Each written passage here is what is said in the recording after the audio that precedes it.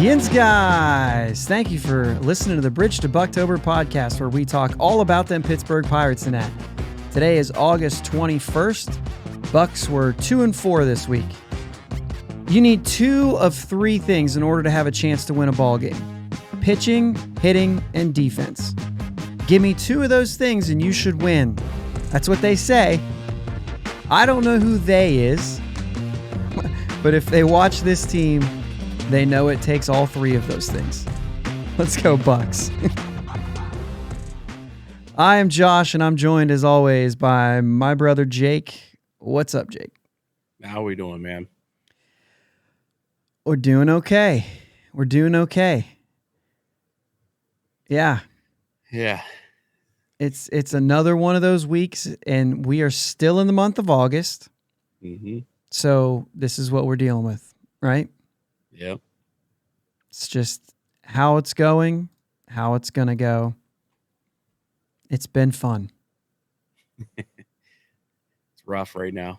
You know, the weird thing is something happens every week that we're like, well, I mean, we have to talk about this.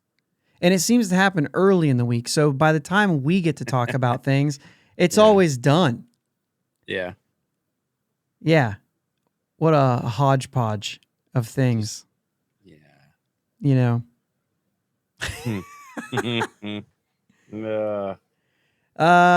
Okay, so we've got some things to get into today. We're gonna talk about something that you've been begging me to talk about, and we haven't talked about it, but we're gonna get into a little bit of Mitch Keller.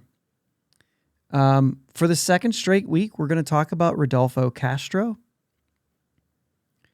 And then the big things this week: Derek Shelton's job security, so to speak. That's obviously kind of at the top of things. It's really been at the top of things for a lot of Pirate fans for quite a while. Yeah. But that's for sure. But it's something that I feel like we should touch on right now. And then obviously the comments by Dennis Eckersley. We're gonna have a little bit of fun with it, I guess. Like I said, it happened on Monday.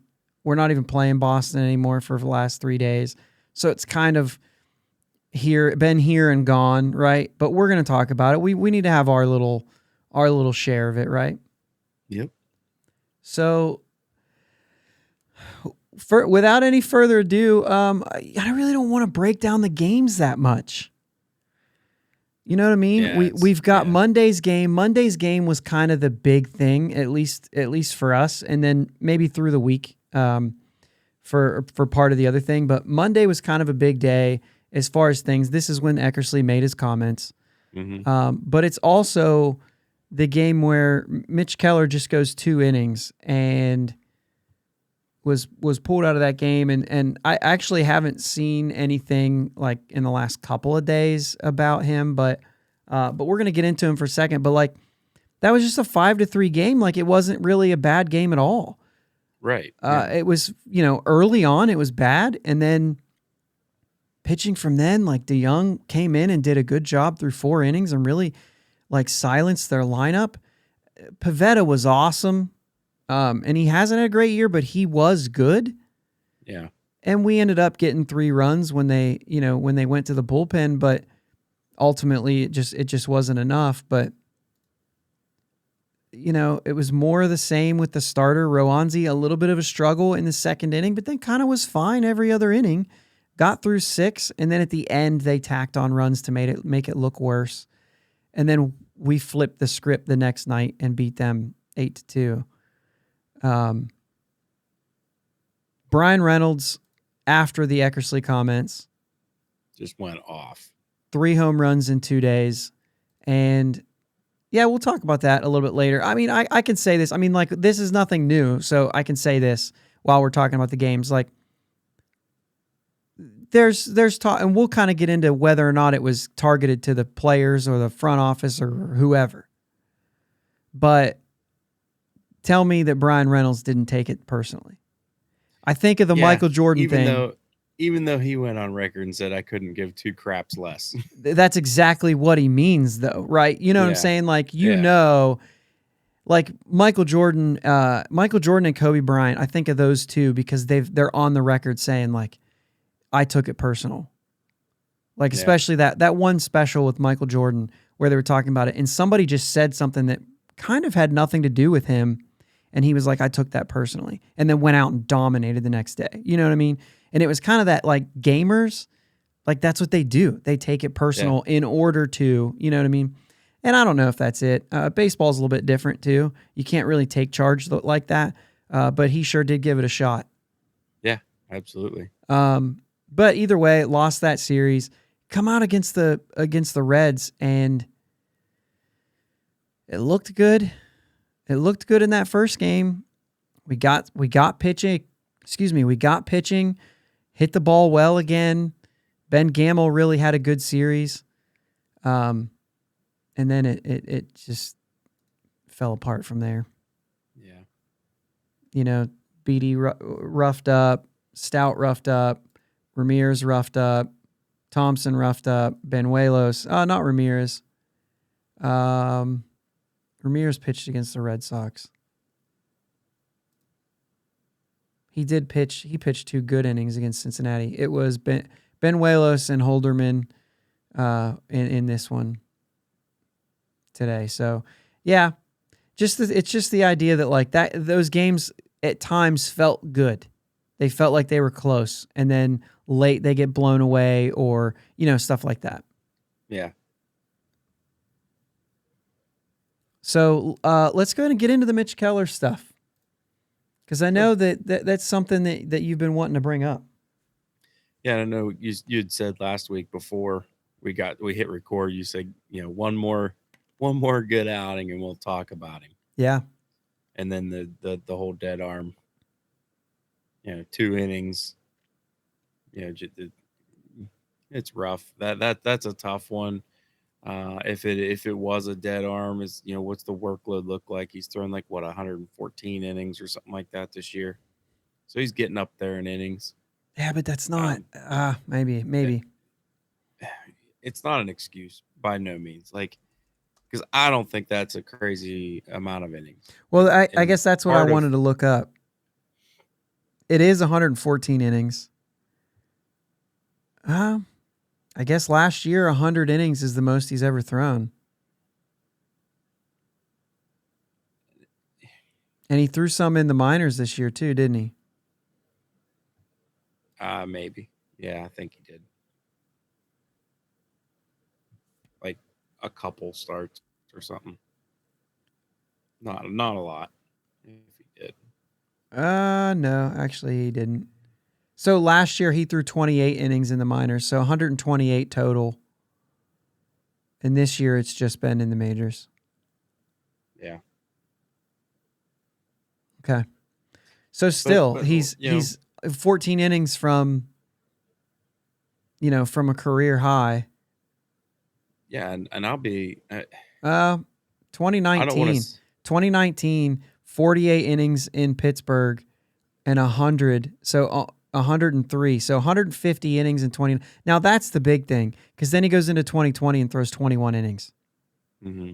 It's almost a reset button at that point. Yeah. Okay.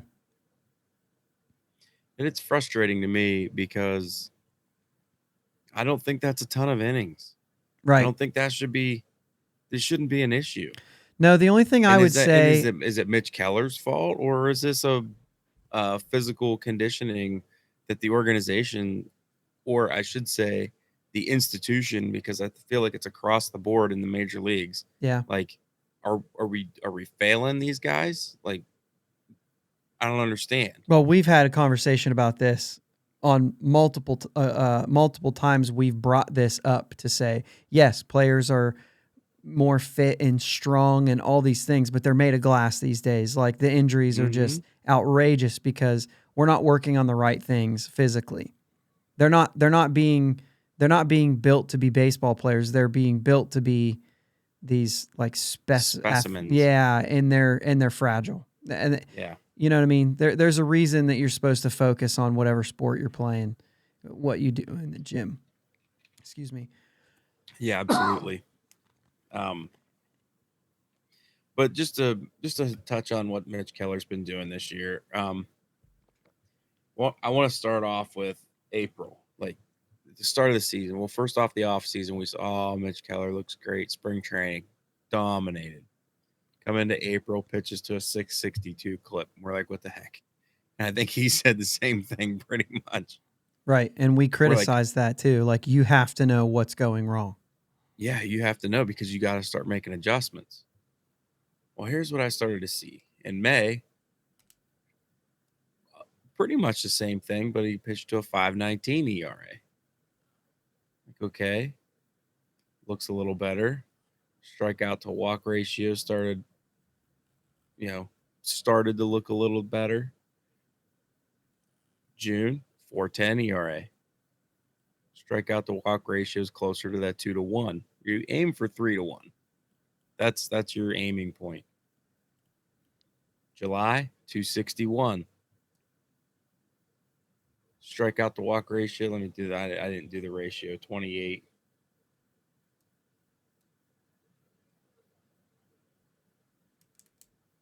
And 6. So, I mean, it's pretty good. Which you're still somewhere in between there. 3-1. You're above the 3-1 at that point. Yeah. Yeah, you're right. So, I mean, he's obviously making adjustments. Mm-hmm. Well, and our biggest thing was it was every other start early on. Yeah.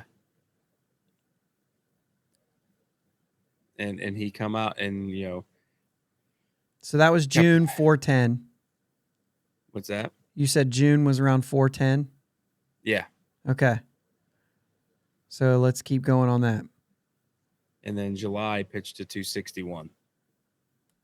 Yeah. And this has been the thing that we've talked about. So his first start in July, I know that you said that. First start in July, 4 runs off of the Yankees in 6 innings. And that's, to me, on that particular Yankees team on July 6th, it's a pretty good outing. Yeah. Here's what I'll say about that, though. Did we win that game? Was that the game? Was that when we? No. No, he took the loss. Okay. So the thing is, though, is that came right off of another game that he gave up 5 runs against the Washington Nationals. Right. Right. And then I think 3 runs, and I forget who that was. Tampa Bay. Okay. So the fact that the Yankee start came right after 2 other bad starts kind of makes me say, I don't care if it was against the Yankees, like that one still scratches for me. It still was not successful. Only because it wasn't like there was a good start before that where something clicked and then you know what I'm saying? So it was, how did you punch back? And I think with the Yankee start, maybe he hadn't punched back yet. You know what I mean? Yeah, so I did a selection because, we talked about this. I did a selection from his next start, July 11th. You have who that's against? July 11th was against Miami. Okay. So against Miami, July 11th, and then the 16th, the 24th, the 30th, and then his first 2 starts of August, right? Before this start, 6 straight starts. He pitched to a 2.23 ERA, 25 strikeouts, 7 walks. So not quite as good as the other one that you said, mainly because I think he had some walks. He walked 3 guys on the 30th in a game where, And he only struck out 3 that game. Right. And so outside of that, the strikeout to walk ratio still a bit better, because that was like his most. But without those 3 walks, it's huge, right? Right. But still able to pitch to a 2.23. And I mean, the numbers just across the board look better. Mm-hmm. Still wasn't getting, I don't really know what that is, like how that goes, but 64% strikes. The pitch count's not super high, it looks like, but there was in some of them, 95, 74 in that game where he was walking some guys, and then 86, 87, 97. So he's even it feels like even though they're only 6-inning outings for most of those, and the August 10th one, a little less so. I bet if I took that one off and just went to 5 straight starts, yeah. If I take off the August 10th, where he got a win, but dude, that's 5 straight starts with a 1.74 ERA. That's a big deal. Yeah. So there was a string of them. There was a string of 6 starts where we liked what we saw in every start. Right? And if you want to throw the Yankees game in there, then you could say that, but I tend to not. That was the 16-0 game. Yeah. Yeah. Yeah. In perspective of that, maybe it was a little better. But still, and then you come into this game and there was something clearly different. Yeah. So, what I said last week was, give me one more start and we'll talk about it. If you can give me, you know what I'm saying? Like, get me over that just a 1 month thing. And I don't want to not talk about it because he didn't do it. Because it seems like this is actually a physical thing, not, he just stunk again. You know what I mean? Yeah. So it's worth talking. And that's something good to bring up because you've been bringing that up to me. Like, hey, I'm telling you, it's different. And I'm like, I'll believe it when he can give me a track record of it, when he can show me consistency. And I believe he did show me consistency. Now, why does that matter right now if he does have a dead arm? It matters because when you're looking to the future, like this is still a guy that's worth a chance. Yeah. As he goes into arbitration, this is still a guy that we need to pay attention to because he still could be a number 2 or number 3 guy. Yeah. On a good team. Like he has the potential to do that. Yeah. So I think you can kind of rule out that he's going to be an ace. I don't think you need to rule it out. I mean, if he continues to get better. Yeah. I mean, these numbers are 223 and 174. Now, they're very small sample stuff, but it was a run of it. So, I mean, if he could put that together, then geez Louise, he's an ace. But yeah, we just don't see that happening. But anyway, the dead arm thing, and I know that you said like that the innings here, because I want to kind of move on to the next thing here. But I wanted to say you started talking about that, and it was highly documented, all of the work he did all through the offseason. This dude hasn't stopped throwing. Yeah. So even though the innings are there, like he needs rest, like real rest this offseason. And I believe that's going to start soon, and then see, if he pitches again this year, which he probably should if they give him some rest. If he comes out and pitches well again, this guy needs to take a couple months off of not throwing a baseball. You know what I mean? And it'd be better to start now, like start sooner rather than later so that he can start getting ramped up. Yeah, but in the off season is when you're supposed to be able to not pitch. You know what I mean? Yeah. So, because I don't want this to happen next August if he's working in the offseason the same way. You know what I mean? I don't know. It's definitely interesting. Mitch Keller is interesting again, in my opinion. Yeah. When I said I'm not interested and I'm not looking forward to his starts, I'm now looking forward to him getting healthy because I think he's once again interesting. Yeah. And we just know it's there. We just want it to be there. And unfortunately, here's the way it's going to happen. He's going to pitch for the Pirates next year, whether it's good or bad. We think it'll probably be more good than bad because this is what happens with pitchers. You start to learn. It takes longer to become what you become. And then he pitches the year after that, and it gets even better. And we haven't done an extension because we still haven't trusted him. And now he's 1 year from free agency, and we have to trade him. Yeah. And you know what happens as soon as he goes to free agency? He gets paid. He gets paid pretty decently, and he grows up. and he becomes a 3 or 4 year guy for whoever team that everyone's talking about. You know what I mean? Because he grew up and he became a good pitcher. Whether it be on the Charlie Morton level or, I don't know the comps. I heard somebody this week, and I don't know if I'm trying to remember. You heard a lot of conversation this week about this sort of thing, and one of them, I can't remember if this was on. I don't want to name drop in case I'm wrong, and then somebody's mad at me.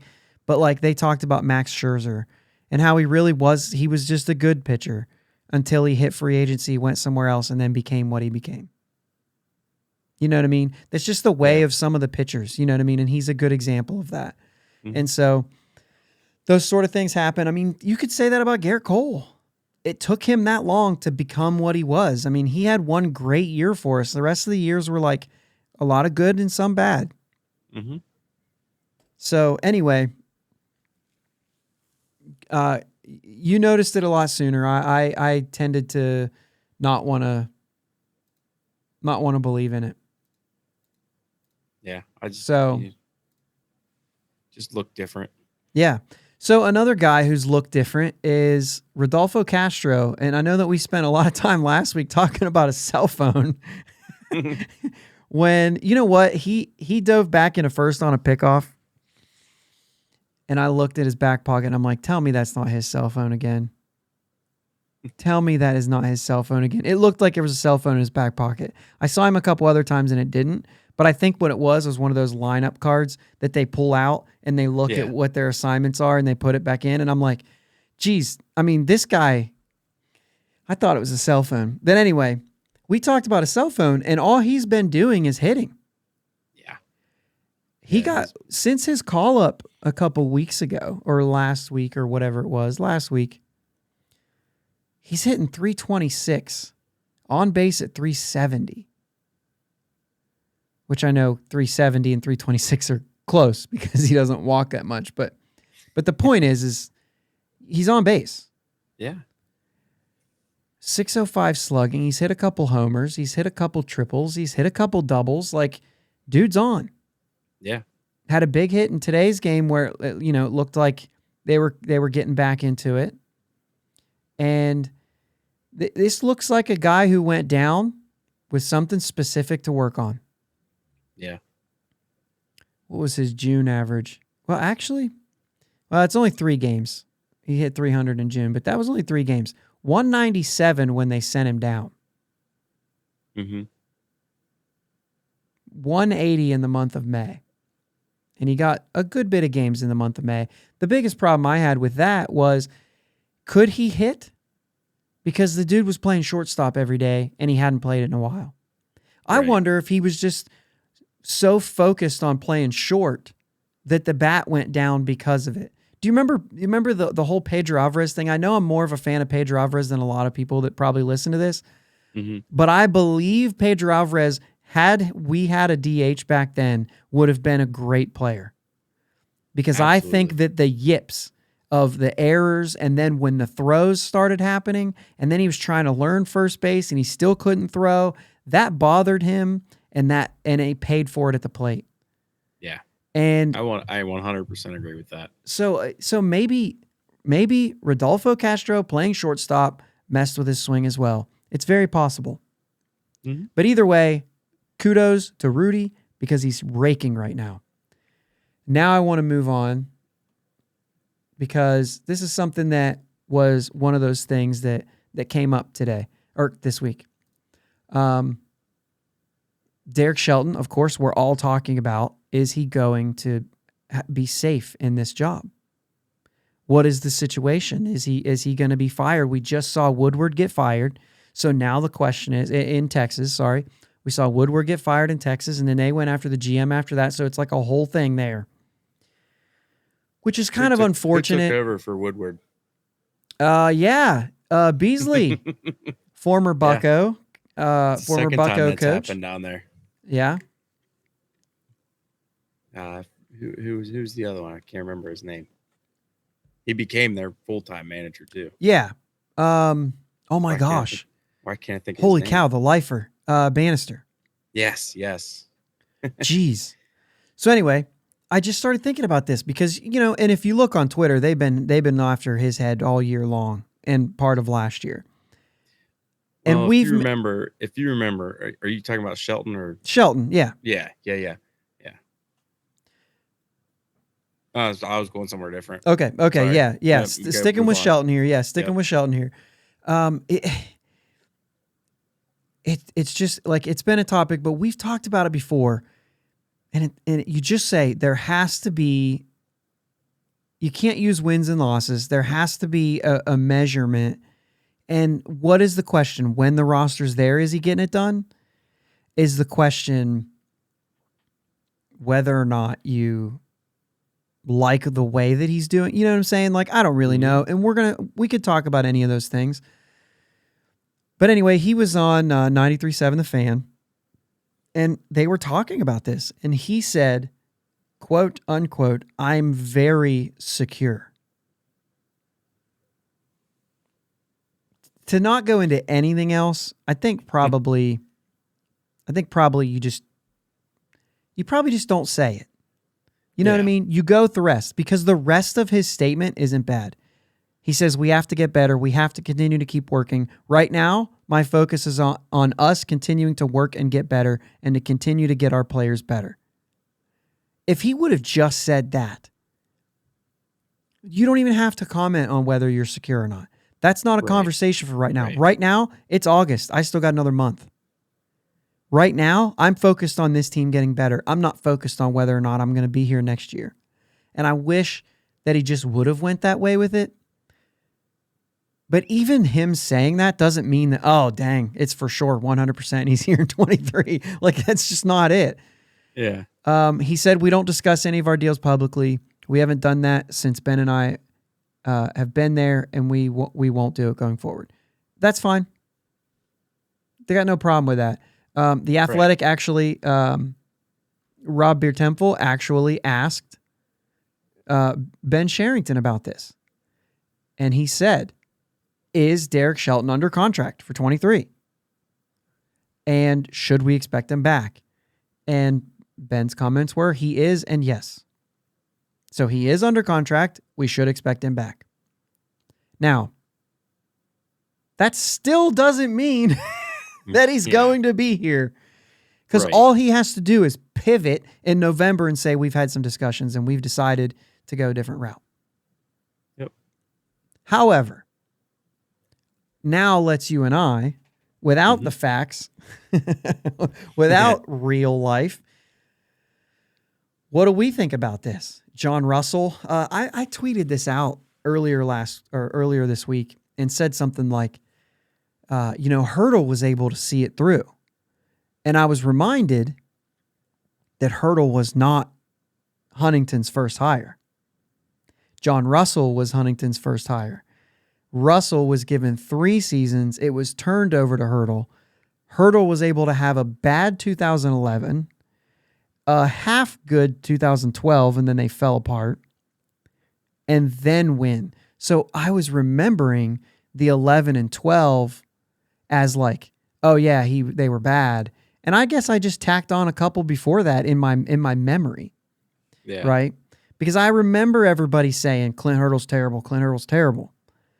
And then he leads us to 3 straight postseason appearances, and it was kind of like, no, Clint Hurdle kind of righted the ship here. Mm-hmm. He wasn't all bad. Yeah, there were things that I didn't agree with that he did. And some of those things we realize now maybe were just part of the game. And, that team was the shift was huge. And we were all like, what are they doing? And now we have to, it's so prevalent across the entire league. We have to put in rules against it. Yeah. And they were one of the first teams to really go in heavy on it. But anyway, it was John Russell that was brought in 3 seasons. Then it was turned over to Clint Hurdle. So Shelton had 2020. He had 2021. He had 2022. So I started thinking, well, that's 3 seasons. Is that the norm? Woodward seems to be a guy who was there. Now, it's changed a little bit in my initial thought process because I was like, Woodward looks like they're moving on. They just signed a couple big free agents.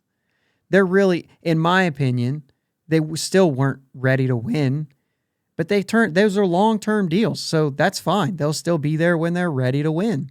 Mm-hmm. And so maybe I thought they're looking for their guy to go win now. Yeah. So I was thinking, is this the same situation? But I don't know. Now that they canned the GM, I think that's out the window. I think they thought they were going to win this year. I picked them to compete this year. Yeah, and I just didn't see it. I remember us having that discussion too. Mm-hmm. So do you think, short story, even if he gets next year, because you made the point before we hit record that 2020 is kind of that's kind of a tough hand. Yeah. So let's say 3 years.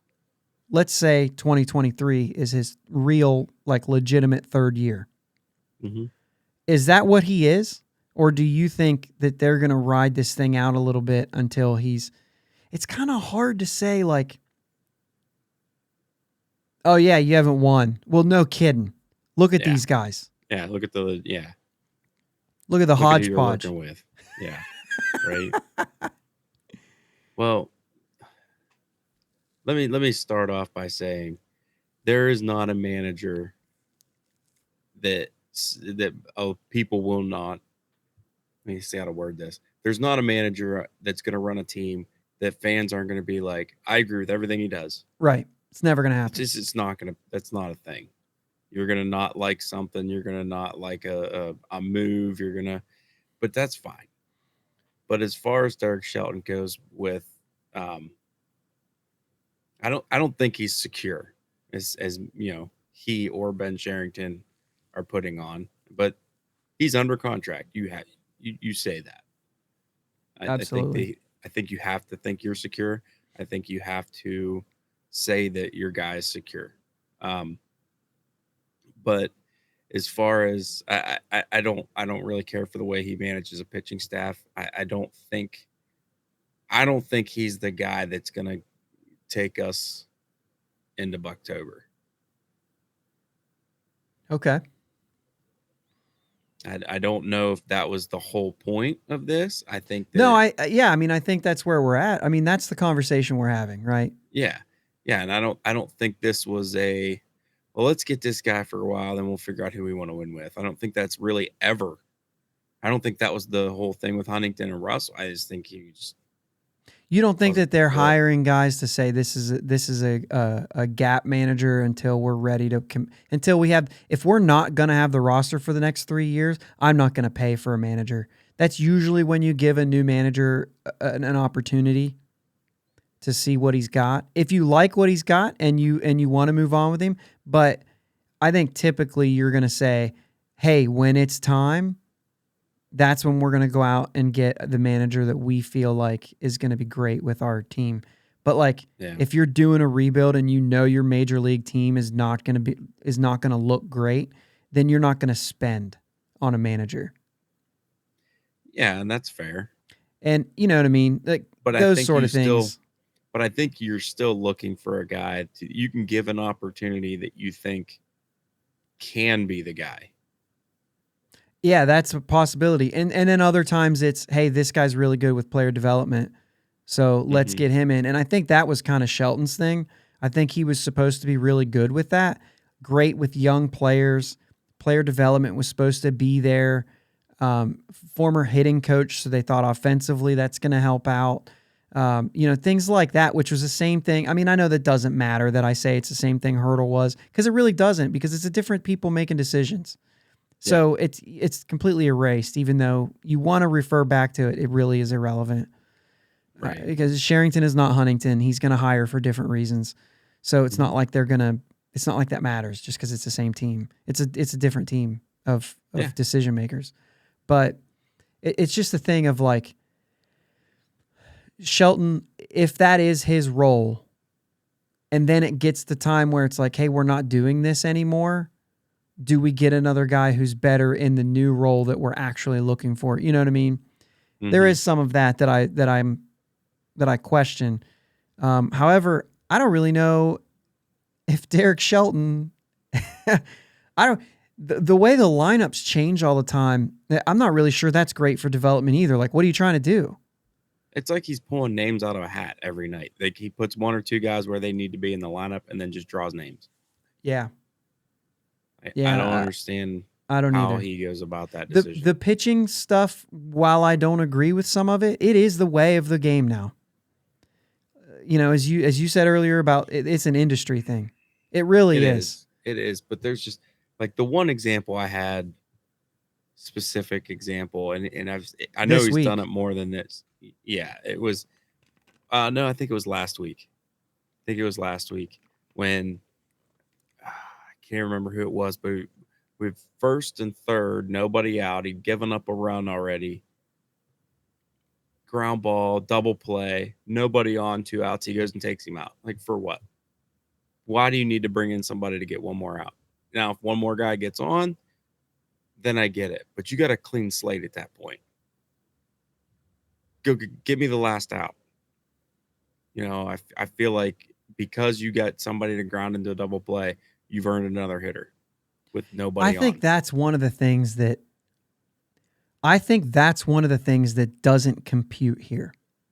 And I think that's maybe where your gap takes place, is when you say a line like, you've earned another hitter. I think for the way that these pitching staffs are being managed right now, there is no earn. There is no he's feeling it today. There is no, you know what I mean? It's like, no, this is the plan we had in place. We're going to carry the plan through. If he gets to this point and we got a lefty coming up and I can bring in a lefty, that's exactly what I'm going to do regardless. They don't, you know what I'm saying? And I think sometimes, like, let's say this, for instance, JT Brubaker, you went to the game that Brubaker pitched and you said, why didn't he go one more inning? Yeah, you got an 8-run lead. Because if it was the plan for him to come out in that inning, then they take him out. There is no you earned something this game. That just doesn't exist. And I'm not saying I agree with this. Right. I'm saying this is where your understanding and your gap takes place. And I think it's not just in the decision. I think it's in the fact that you can even earn that. Like, it just doesn't exist. You can't earn that. It's not an option. Like, I just don't. It don't make sense to me, because why do you have a plan to take your starter out? They have a plan for everything. I know. Just what, in my opinion, my starter's pitching the game. That's my plan, and I'll go from there. Yeah, but you have to know who's available and have a plan. You have to know who's available, absolutely. But my point is, and they have guys they want to see. My starting pitcher is pitching. 9. He's going 9. Anymore. He's going 9 until he tells me. Certainly. I don't think there's a single team in Major League Baseball who does that. There's not. Yeah, it just doesn't exist anymore. They say, get me through 6 and you're gone. And then some managers will say he can earn a 7th if he pitches well. It's just asinine to me. Like, it's just ridiculous. It's completely ridiculous. Like, there's no one even has an opportunity to throw a complete game anymore. None. It's very zero rare. Chance. You have a 0.7% chance of throwing a complete game, no matter how good you're pitching. We should look that up. At the end of the year, we'll take a look at how many starts there were and how many complete games there were. I'll bet you the only ones are not the only ones, but I'll say 95% of them are no-hitters. I thought you were just going to go with veterans. And I wonder how many no-hitters, and they just yank the pitcher. I mean, we know that happens. Yeah. Straight up. Mm-hmm. We know that happens. So, all right, let's move on. Let's get a break. We're going to come back, and we're just going to have a little bit of fun with the Dennis Eckersley stuff. I mean, we can talk about how much we have a problem with it, but we're going to have a little bit of fun with it at the same time. It's kind of hard to call it fun. It is. We're going to take a break. Let's take a break. Thanks for listening to the Bridge to Buctober podcast. Check us out on Twitter, Facebook, and Instagram at Bridge2 Buctober. Audio podcast available on your favorite podcast platform. Video podcast available on YouTube. Follow us on the socials and subscribe to the podcast. If you're on Apple Podcasts, take a couple minutes for a review. We'll be right back. Swearingen Bat Company is Ohio's premier wood bat company, specializing in custom wood bats to meet any need from T-ball to senior league. Check out their website at swearingenbaseball.com. Link is in the show notes. Twitter and Instagram at Swearingen Bats. You can also find them on Facebook. Swearingen Bat Company, that's swearingenbaseball.com. Let them know you heard it here. Welcome back to the Bridge to Buctober podcast. Episode number 80. Here we go. All right, so Dennis Eckersley made some comments, and, you know, we're going to talk about it. He, for whatever reason, was really mad. Very upset that his Boston Red Sox were winning 5-0 in a baseball game. Just couldn't get enough of it. Yeah. So upset. I'm just so unclear on why he was so mad. But yeah. anyway. But anyway, he makes some comments, and his comments were, you talk about a no-name lineup. There's no team like this. Let's not break it down. I was going to break it down. He talks about how Kansas City is different because they have a lot of prospects playing over there. And the other guy says, serious prospects. Prospects where they're going to play in the big leagues like O'Neal Cruz is not. Right? And really, I mean, some of these other guys too. I don't remember who exactly was in the lineup that day. The two that I always key in on are Brian Reynolds and O'Neal Cruz, just because Brian Reynolds is not a no-name. Right, absolutely. Now, whether he was blanketing that across the whole thing or not, the hodgepodge of nothingness comment, and it's like, the way that I took that first was that he called Brian Reynolds nothing. Yeah, I mean, he said a no-name lineup. Yeah, that Brian Reynolds was in that lineup that day. So let's say that he was just kind of putting a blanket on it. Let's say that he was upset because he's a former player, which also says, why are you going there? As a former player, you shouldn't be going there. Like, that's kind of one of those things, you know what I mean? Yeah. But let's say he was just saying, I need to find a way to make a point to this front office that they can't be doing this. I don't know why you feel like you have to make that point. Like, as a visitor broadcaster, it's really none of your business, and it's not something that you even should be commenting on. Yeah. You know what I'm saying? Like, that does nobody good. It doesn't help. It doesn't help the Red Sox fans feel like their team's any better, because you're just beating a really bad team now. And it was game one. If they end up losing the series to a hodgepodge of nothingness, boy, yeah, that would have been beautiful. That would have looked real bad. Yeah, I thought it looked bad. I thought it looked bad on Eckersley. Bad. The guy has the right to say whatever he wants. He was a phenomenal pitcher. Mm-hmm. He's a Hall of Famer, and he never even had, when he came up at a very young age, he was dominant right out of the gate.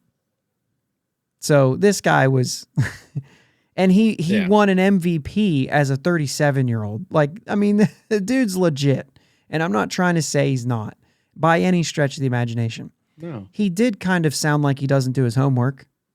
Mm-hmm. Not knowing about O'Neal Cruz seems like he's been hiding under a rock.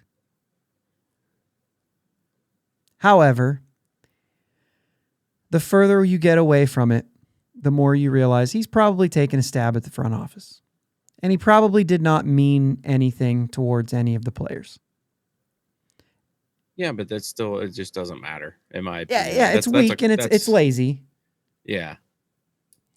But at the same time, what he's saying, in a nutshell, if we take away Brian Reynolds and O'Neal Cruz and anybody else who was in that lineup that day, which I've already, you know what, it doesn't matter. I can pull the lineup up so quickly. You got Marcano, Newman, Reynolds, Gamble. Okay, so even take Newman out of it. But Yeah, Marcano is a big leaguer, I think. I think he has the potential to be a big leaguer. And Michael Chavis has been pretty good. He was a former draft pick and a top prospect of your club. Yeah. Ben Gamel is already a big leaguer. I know he's not a great one, but he's a supporting player. O'Neal Cruz, I think Rodolfo Castro right now is showing that, but I'll spare him that. He didn't have good numbers at that point.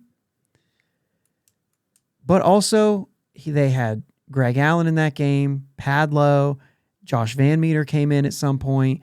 Bly Madris was up to bat when they were talking about it, and we know he's been a very under-the-radar player, not a big prospect.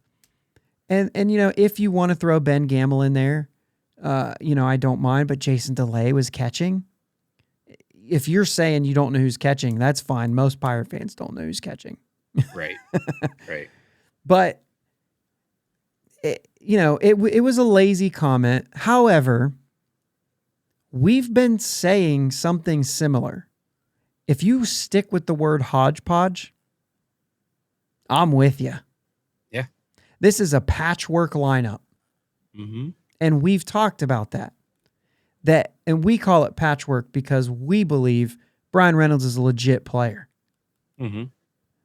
And so they're putting pieces in that don't, like, they're pieces of a puzzle, but they don't quite fit. They're like, well, right. I know this isn't the right puzzle, but the piece will kind of go here with holes. So we thought, let's have a little fun. Right? Because like I said, we could talk about this, but there's really nothing left to talk about. Everybody said all the things. Yeah. It was just an unnecessary comment. That's all. I agree. So we decided we would build, of the last 2 years, players that have played for the Pirates in 2021 and 2022, we would build the true nothingness hodgepodge of nothingness lineup. Because this is a pet peeve of ours. And this is going to move us as we get to the end of the season. These kind of conversations are going to move us to what we are going to be watching for this offseason, to not do things like what we see on this paper, and I would assume on your paper as well. We usually talk some of these things through, and we kind of come up with a list. We have not conversed on this. I think we both know one person that's on these because we were looking up how we acquired him. You know two of mine, and we each know we have one person in that's the same. And I guarantee we got a lot of the same ones, though. I can't imagine. You know what, though? Here's what I'll say. There are options for us to be different. There are. And that's not a good thing. And literally, this is defensively through every position, including DH, and just a starting rotation. We're not doing bullpen or anything like that. We have time constraints, folks. All right, so let's start this thing off. This is our hodgepodge of nothingness. Do I have a... I was going to see if I have a sound for this. I don't, so we'll go with this. I don't have a depressing sound or anything. But anyway, hodgepodge of nothingness lineup or defensive. Let's start with pitching. Let's start with a starting rotation just to be backwards of how I did things. Who do you got? Let's start with the one we know. Yeah, Cody Ponce. Cody Ponce is in our rotation. All right, who else do you have? I got Bryce Wilson in mind. Oh my gosh, you went straight there though. You didn't save him for last? No. I'm scared of the rest of your rotation. I put Bryce Wilson in mine too. Even though we've seen some things that are good, I still, I'm there. Bryce Wilson is in my rotation as well. Trevor Cahill. Trevor Cahill is my ace on this staff. I got Will Crow. Oh. He was horrible as a starter. Yeah. Okay. Now, see, we didn't put rules around this. Right. We didn't put rules around him on my pitching staff, but he's not starting. Okay. That's fair. I didn't go with it that way. And then I wrestled between putting him on my team right now, because you could also say like Chase DeYoung's the same situation. As a starter, and then as a bullpen guy, he's been okay. Yeah. Is Chase DeYoung in your rotation, by the way? He's not. Okay. Well, because you kind of liked him. All right, I'll give you my next guy, Jared Eichhoff. I forgot. I didn't even. Yeah. I put Zach Thompson.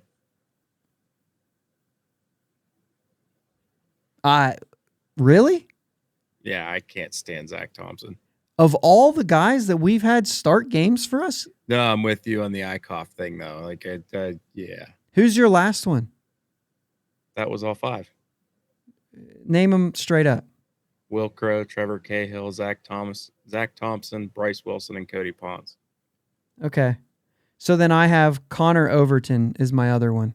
And I can't believe that you would not pick Zach Thompson over Overton and Eichhoff. I think it's just because, like, I guess the way I went with it is I wanted to see. I didn't consider the guys who only made a few starts. Okay. Because I thought the starting pitching was a little bit harder because there are guys like, I feel like you could have put Stephen Brault or Chad Kuhl on that list. But Both of them I considered. Yeah, but at the same time, I'm like, yeah, but Chad Kuhl was kind of getting it done this year. So where is that land on that? You know what I mean? Yeah. And the one that I almost put on here, but I really didn't want to because of that, like, what is this list really? Was Miguel Yajure. If you just went off of stats, he's definitely in there. If you go off of the fact that I think he'll be better, then I don't put him in there. Which Zach Thompson would definitely fall under that for me too. I think he's shown us enough really good starts that I'd be okay having him down in the bottom of my rotation. For next year, I have no problem if he's in that rotation. Yeah, you're probably right. But all right, so that was, man. I'm actually nervous about this lineup that you're about to put out here. Okay, so not any Zach Thompsons in there. No, not even close. Not even close. Are there any Bryce Wilsons in there? I'm gonna guess probably not. I'm gonna say no. I'm fully. Yeah. All right, you go ahead. Why do I always go first? I don't know. Do you want me? I'll go first. You want me to go first? Catcher? Who's my catcher? I actually have 2, and I wanted to see what you were going to say. How do you have 2? How do you not have 2 with the catchers that we've had playing for the Pirates this year? How do you not have 2? Oh, my gosh. Okay, so you didn't even say either of mine. I have 2 worse. Andrew Knapp or Jose Godoy. Michael Perez, like, he's so much work, and it's just been so bad. Yeah. Yeah, there has been a huge body of work, and he had a 3-homer game. And, which that 3-homer game alone puts him above Andrew Knapp or Jose Godoy. I do have Michael Godoy Perez because that was just like a whatever. Like, it's the same though, but that's exactly the kind of things that I'm putting on this list. Yeah. There's another guy that barely played too that's on my list. Okay, let's keep going. Let's go to first base. I think I know what we both have here. Do you? Oh, maybe not. Who you got? I have Yoshi Tsutsugo. I got John Nagowski. Oh, man, he's on my... a lot of people are going to have a problem with that because they liked him. Okay. Lightning in a bottle. That's all it was. Yeah. It's nothing more than that. And it really wasn't... It was like singles. Guy hit 1 home run. 6'3", 230-pound single hitter. Yeah. And the other guy I had on my notes, on my like just missed or whatever, was Will Craig. So if that play doesn't happen, Will Craig's a completely different story. He's a completely different memory. Yeah. But it's probably like we don't remember. Yeah. You know what I mean? Instead, we remember because of that play. Defensively, the guy's actually fine. Yeah. He just couldn't hit. I think he would still be in our organization. I don't know, just because eventually I think you give up on him when we have other guys, but yeah. But maybe. All right, second base. Josh Van Meter. If it's not Josh Van Meter, I'm going to be upset with you. Yeah. It has to be Josh Van Meter. It also, and on mine, it also could have been Ildemaro Vargas. Another one I didn't even consider just because he played one game or 3 games, something like that. All right, so who's playing third base for your team? Hoy Park. Hoy Park is playing third base for my team as well. And I also could have went with Todd Frazier or Hunter Owen.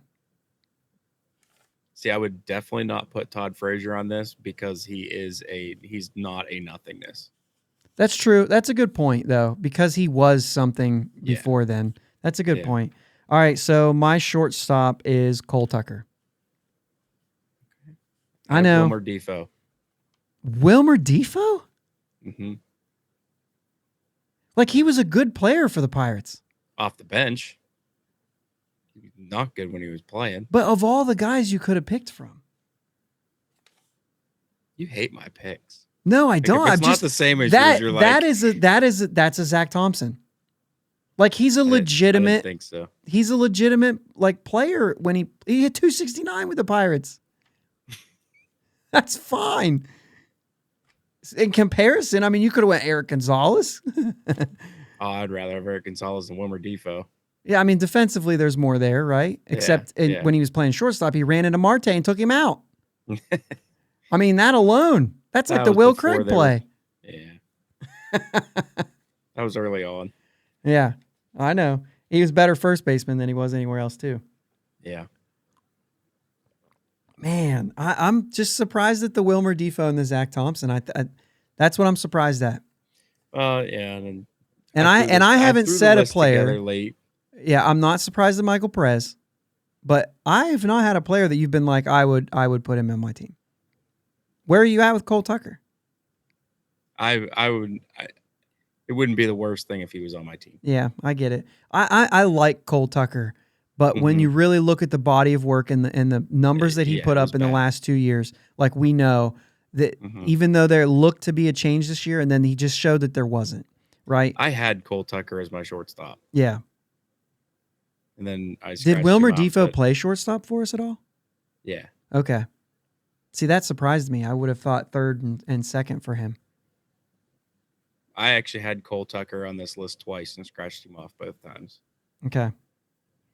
All right. So the outfield, which I think is the worst of all of these, even though I have Yoshi and Van Meter at first and second, just because Yoshi had a decent run in 21 is why I say this outfield's even worse.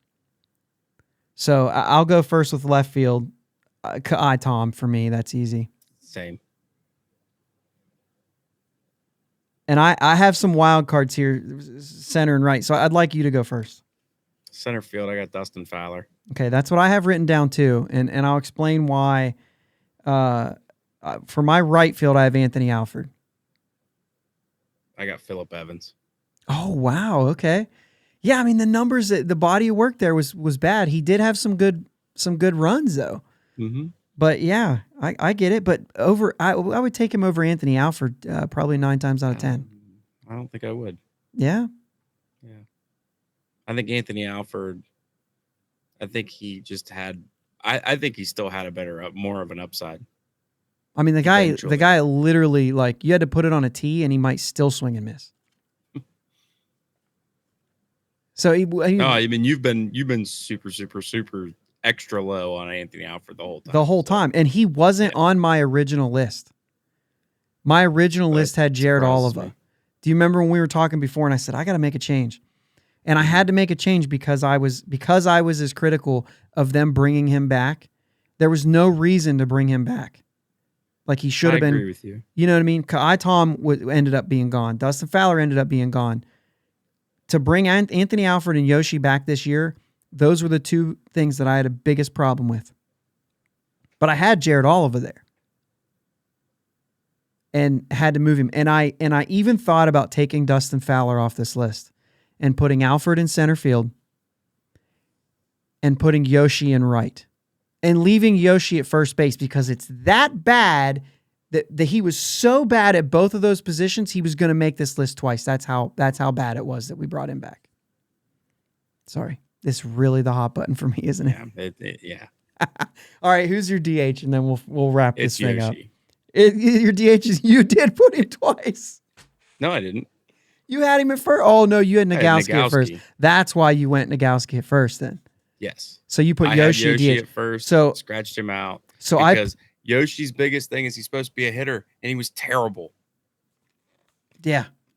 So yeah, you can't even do your one job that you should be able to do. Yeah, and I told Jake before, I said if we did an actual lineup, I was curious as to whether Vogelback would actually make Jake's list. If it meant he could put him at leadoff and say, this is why he's on my list. Yeah, I mean, I'll say this till I'm blue in the face. I didn't have a whole lot of problems with Vogelback. He was just, there was absolutely zero reasons why he should have ever been in the leadoff spot. Yeah. Don't tell me it's because he gets on base. I don't even care. Yeah. Yu Chang, by the way, was mine. Yu Chang. But, like I said, I was kind of going through some other guys that could make the lists and everything. This is why I said the outfield group was as bad as it gets. Because if you consider Yoshi, because you could have, because he played right field worse than anyone I've ever seen. Yeah, it was bad. You also could have had Jared Oliva, I mentioned, Troy Stokes Jr. At this point, Greg Allen. I mean, sorry, guys. At this point, Greg Allen could have made anybody's list as well. And you'd have a hard time arguing it. I know, but you'd have a hard time. The ball hard. When you look at the numbers, you'd have a hard time. I know. They're not there. It's the ball hard. But yeah, they're there. There's a lot of options for outfield. Phillip Evans, like you said, Cole Tucker in the outfield at one Cole point. Tucker, that could be somebody's outfielder because that would lower him even more. At least at shortstop, which I had him so low at short. At least at shortstop, he was a good defender. Yeah, I think that's why I went ahead and scratched him off at shortstop. But still, what was the worst of them? Like, of the guys who played short, I guess you could have put Hoy Park at short too because he did get some innings there. But then you'd be hard-pressed for a third baseman. Because really, third base has really actually been one of the Key's been holding it position. down, which is why there hasn't been a lot of guys. When you didn't have him, Michael Chavis plays a good third base. Rodolfo Castro plays a good third base. Yeah, but we're mostly basing this off of offense. You know what I mean? So it's less about how they play at third and more about how they perform at the plate while playing third. Yeah. And that's why I'm just like, I mean, when I looked at it, I was saying, well, you got Castro, you've got Defoe, which I would have never put on this list. When I looked at it, I was like, dude, he is 269. Like, that's better than most of our players. Yeah. I see what you're saying. His position should be PH, right? Yeah. Would he have done well as a DH then? Maybe. For now. All right. Well, this week we have the Braves and the Phillies. Two teams fighting for the postseason. I'd have to say I'm not too optimistic about this week. You know what? Before we go into who we have going on the mound, because we do have the next three guys listed here. And yeah, that we do. We know who's throwing. I just looked it up and it said TBD. If it is, it is. You know, they said it after the game. They had it on the broadcast. They've mentioned who it is, and I almost took a picture of it. And when I went to rewind it, it was like, you can't rewind this program. And I'm like, are you kidding me? And you're right. It does say TBD. They have said who's going. We know Rowanzi goes tomorrow. Yeah. And you're right. They do say TBD. Because I looked it up because I was wondering if Keller was going to be pitching in the next series or two. Oh no! I mean, he's shut down. Isn't he on the injured list? I didn't. No, they haven't put him on there. They haven't put him on there.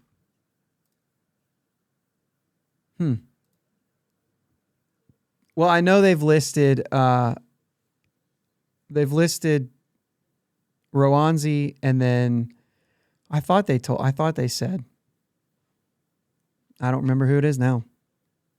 So you guys know who's going, but Jake and I do not. So I you do fell know asleep. that tomorrow is Roanzi Day, and that's what matters. Right? Yeah.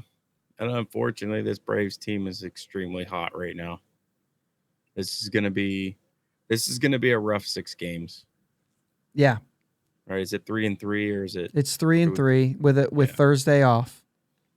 Yeah, I'm gonna, with the way we're playing right now and the way those two teams are playing right now, I'm looking at 1-5. Well, I'm just going to say our next 18 games are against playoff teams or teams Yeah. contending for playoff spots. We've got 3 against the Braves, 3 against the Phillies, 3 against the Brewers, who are chasing the Cardinals right now. Been in the driver's seat all year and are now chasing. So you're telling me we're in Milwaukee for those 3 games. I still So feel we're way going better 9 about that. straight. Yeah, sure. I'm with you. But then we go to the Blue Jays, who are fighting. Mhm. And then the Mets. And that East is a dogfight right now. And then the Cardinals, who are currently in first. I mean, that's a rough run. Is it 18 games? We had 9, and there's 9 there. Now, the good thing is Blue Jays, Mets, and Cardinals are all at home. If that matters a little bit. I mean, their record's better at home, so. Yeah. And then we have 4 in 3 days against the Mets or against the Reds, and then 4 against the Mets on the road. And then it's the Yankees again, and then the Cubs and the Reds and the Cardinals to finish off the year. Cardinals for 6. Jeez. But, I mean, that's really like 6 games against the Cardinals. You have a little bit of an opportunity to play spoiler at that point of the season. Yeah. But it just depends on who in the heck's going to be playing for this team at that point. Right. You just never know. You're going to have some call-ups, and you're going to have other guys shut down, and you just have no idea. It's going to be a wild card. It's going to be crazy. It's going to be a hodgepodge. It's going to be a hodgepodge of somethingness. I just, it will be something. They're there, right? Eventually, you're wondering when Swaggerty get another look. When, you know what I mean? Like, there just has to be something going on. It's got to be changed. There's got to be something. You've got to see players play. Yeah. Has to happen. But we are out of time, so we need to get moving on this. 3 against the Braves at home. 3 in Philadelphia to start a road trip. And like you said, going to be a rough week. It is very possible we go in 6 this week. Mm-hmm. But it's always possible. That's why they play him. Yep. It is a day game Wednesday with Thursday off. So you're going to have 2 nights this week of no Pirates baseball. If you count Sunday night, but that's usually a day game, so I don't really count that one. But this is that time of year, and then we're getting close to the end of August, and we'll see what happens in September. Yep. So, all right, man. That's all I have. You got anything else to finish this thing off, or are you done? I got one little quick thing. Yeah. I wanted to give a little shout out to Albert Pujols. Yeah. He's got 692 now. 692. Chasing down that 700. Does he get to 700? I don't think he does. Ooh. But I do think he passes A-Rod. I think he gets to 700. I hope he gets to 700. I think the great ones find a way. I like it. You know what I mean? He's a great one. Let's go Bucks. Let's go Bucks. Thanks for listening to my dad and Uncle Jake on the Bridge to Buctober podcast. Follow them on Twitter, Facebook, and Instagram at Bridge2Buctober. Don't forget to subscribe so you know when new episodes are released. Clear the deck, cannonball coming, and let's go Bucks!